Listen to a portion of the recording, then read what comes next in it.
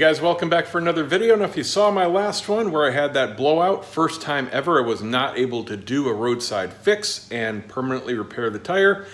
You know, you can plan for anything and do what I do and carry the stuff necessary to fix your problems when possible, but I want to prevent the stuff from happening in the first place, if at all possible.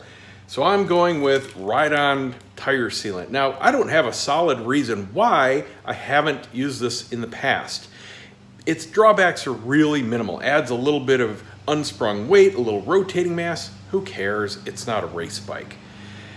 I've seen most people use this for its balancing properties, its self-balancing properties. It moves around. It's kind of like a gel, and it moves around and self-balances the tire, so you don't have to use tire weights. Now, I'm keeping all my weights on because my tires are all perfectly balanced, so this should just be acting as a sealant. But in theory, you can forego any kind of static or dynamic balancing with weights and just put this in.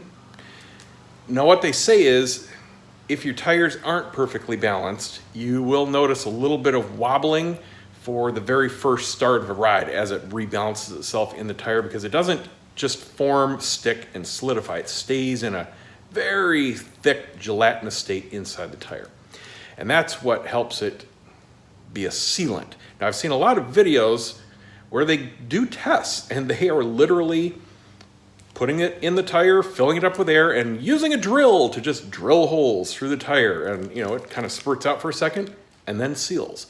They're riding over beds of nails and it just spurts out for a second and seals.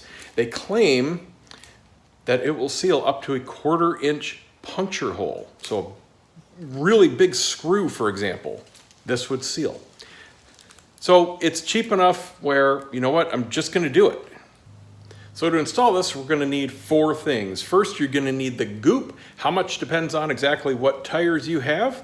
And you can look up how much you're gonna need based on a chart that they have on the website. Now, for just about every motorcycle out there, 1 bottle is not quite enough for 1 tire. So you're gonna be buying multiple bottles. I bought enough to do both my bikes. I got a multi-pack, I got 6 bottles. It's enough to do both my bikes and 1 extra tire. So shop smart. I'll put links down below to the product and you can base what you need on that. Second, you're gonna need a valve core remover, and they give you one with each bottle. So you don't need to buy a tool if you don't already have one, although the one I have has a handle and is a lot easier, so I'll be using that. The bottle itself comes with a little fill tube, and this just goes between the bottle top and the valve stem once you remove the core. Now, the tires need to be in a specific position. For proper filling, they want the valve stems at an angle like that, somewhere between 4 and 5 o'clock, not perfectly perpendicular or vertical. You will need a compressor, and a good one, because we're going to be completely deflating the tires. If you're using an emergency compressor, something that's plastic, don't, because they will burn out. Those are for emergencies only, or just top-ups.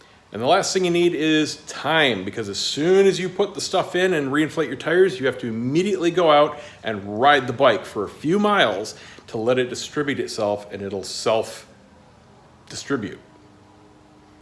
Now, both my bikes happen to have the exact same size tires, and these fronts call for 7 ounces. Each bottle is 8. There's absolutely no harm in putting that extra ounce in. I doubt everything is going to come out of the bottle anyway, so I'm just making it really simple, putting a full bottle, as much as I can, in each front.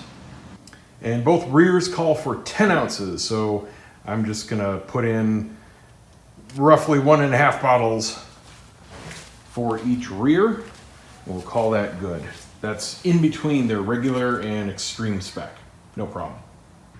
Turns out their tool fit better, so I used that, pulled the valve core out, got the tube on, took off the protective cap, snipped it. Now we're just gonna dump this in, squeeze it through, put this whole bottle in, and about 1/3 of that one. So yeah, you're definitely not getting everything out of the bottle. There's gonna be a decent amount stuck to the inside. These aren't especially squishy bottles. You can use 2 hands and get a good squeeze, but that's it. I mean, they're not, oh crap. So you really need 2 hands. It's got the consistency of shampoo. So let me put it that way. You know you can never fully empty a shampoo bottle. Same deal. So don't budget to get 100% out of your bottles, whatever you end up needing. And we're back. Everything went fine. So on the FZ09, I noticed the quite pronounced wobble, even at slow speeds, just coming out of the neighborhood, but it was completely gone within a half a mile of just running down the highway. I went 3 miles, went and got gas with both bikes, more than enough. On the FJR, I didn't notice anything at slow speeds. It wasn't until I got above 60 that I felt the wobble. But again, completely gone within a half mile down the road. So I went down a mile that way, went down a mile and a half, back the other way, and then back another almost mile here to the house. And just to, make sure it's all good. It was glass smooth, just like they were before, within, seriously, not even going to the next block in the neighborhood.